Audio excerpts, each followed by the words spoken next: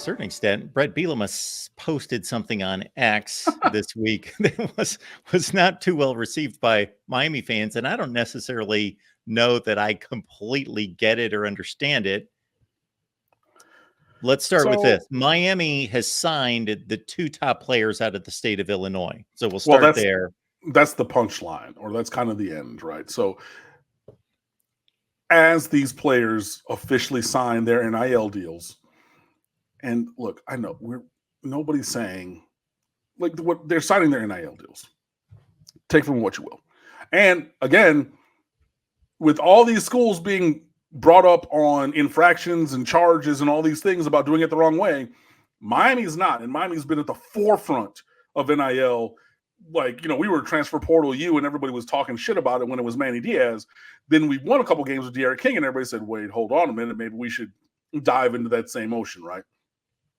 Miami's not been brought up on any infractions. There's been whispered allegations and things, but like nothing.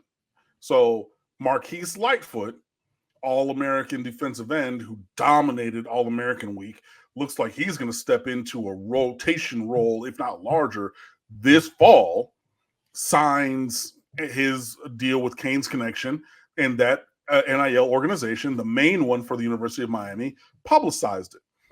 Same way as they publicized when every other player signed theirs, including Cameron Ward, all different kind of things. And so then Bret Bielema, coach at Illinois, quote tweets that and says, oh yeah, like I want to see the brochure. Like what was the, what's the reason that he's down there, or that some snarky shit basically.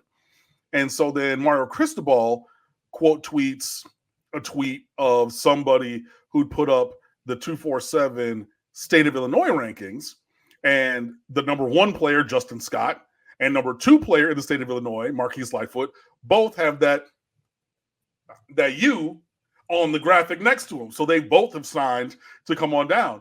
And so he quote tweeted it and said, it's my favorite kind of brochure. And I'm just like, hey man, like, run up and get done up. But I mean, like, yeah, you're talking this noise, but like respectfully, Illinois was not in contention for either of those gentlemen at any point in time. So like Bret Bielema ostensibly is saying they would have stayed home and played for the Illinois Fighting Illini if not for nefarious acts from Miami. That's what his tweet was like, implying. And so he's just like, and then Mario was just like, yeah, this is my favorite kind of brochure. You see that they signed, they're coming down here. Be mad if you want to be mad. And like, I wish that this was college basketball in which scheduling can be dynamic to next season, because like you have your conference schedule and you have your couple non-conference. Every basketball team has 6-8 games flexibility for next year. Put them on the schedule. Line that shit up.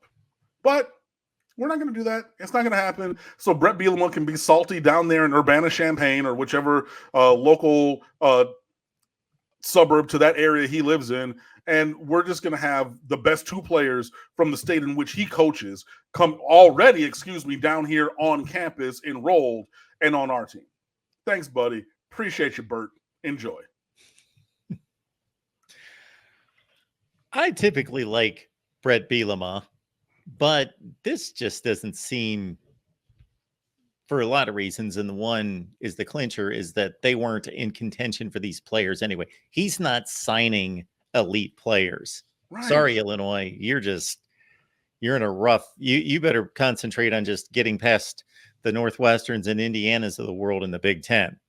I mean, like, look, when you're not signing Hardy Nickerson now, like there's no Simeon Rice, Juice Williams, Aurelius Ben, like those. Remember from back in the early 2000s and whatnot, like when they went and got some real top end 4-star, 5-star, you're not getting those dudes, bro. And with all due respect, you're not getting linemen. I mean, offensive linemen maybe because he played offensive line, but even still, you're probably not getting big dudes against Mario Cristobal on the trail, Bert. I'm sorry, like I hate to be the bearer of bad news, my boy, but like you're upset because we went in your backyard and took the best two dudes out of the biggest city in your state, went to Chicago and got both of them, and now you're upset about it. I mean, again, but this is the thing where like you're just yapping at the truck going by, down the road, and it's just like, what did I hear something? Because like I'm not even. Oh, we had to look all the way down there and then see like we're.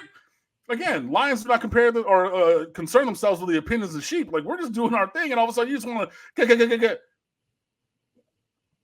I mean, up until today, I don't even know I think that we've done this is 360, 70 something shows. I don't know that I've mentioned Illinois football before today. Like what are we? Okay, hey, whatever. But actually, I think I did because Mike Epstein, the running back from Cypress Bay High School, went out there. I think that might have been a time that I might have mentioned them. But who cares about Illinois football? Boy, I'm blanking on the name. Wide receiver, number 4, 2017-18, fast guy, Miami. Philip Dorsett. No. Didn't he transfer to Illinois and then he... Oh, no. He was number 7, Brian Hightower. Yes. Yeah. Oh, I'm mixing him up with somebody else, but it was Hightower. Yes. Because Jeff Thomas got booted, was going to go there and then came back. That's who you're thinking of. Okay. I'm thinking of Jeff Thomas, but right. Hightower as well also went there. Okay. So like maybe a handful of times then. So it's been more than 0, but like, I don't know the next time that I will. So anyways, that's what Bret Bielema was on. Whatever. We got the two of the dudes that he obviously wanted. Onward, upward, and forward we go.